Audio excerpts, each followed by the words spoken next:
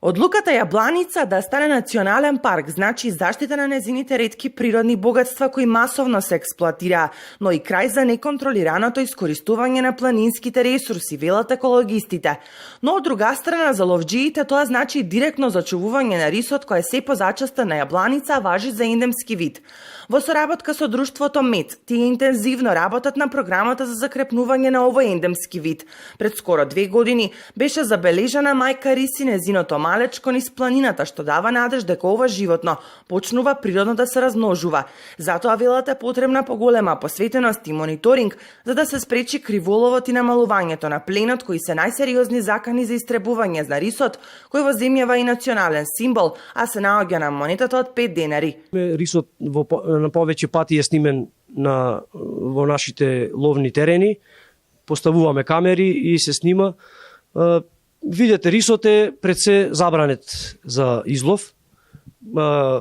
Мислам дека е 30.000 евра казната за излов на рисот и 15 години затвор. Ние како ловно друштво пред се приоритет ни е ловот, но исто така се грижиме и за мир и благосостојба на дивечот во ловиштата, кој што во летните и во овој период од годината истиот го прихрануваме додека не надојде вегетацијата.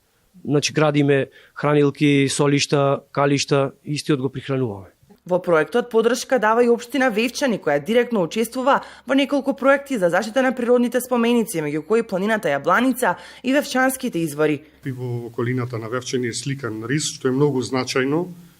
Најјужно, да речем, во Европа, овдека е забележен рисот. Мечки имаме, да речем, по информации од ловното друштво многу.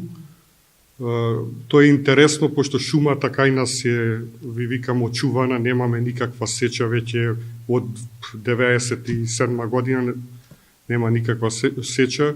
Имаат нотирано експертите дека тука имаме и прашуми, што се влезени во строга заштита и мислам дека и така ќе останете после овие проекти. Сепак, за жал за многу експерти, обстанокот на рисот е се уште критично загрозен. Податоците говорат дека има само 50 возрастни единки во целиот југозападен Балкан.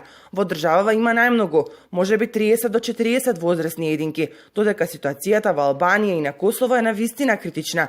Најмногу рисови во земјава има во Националниот парк Маврово и во негова непосредна близина.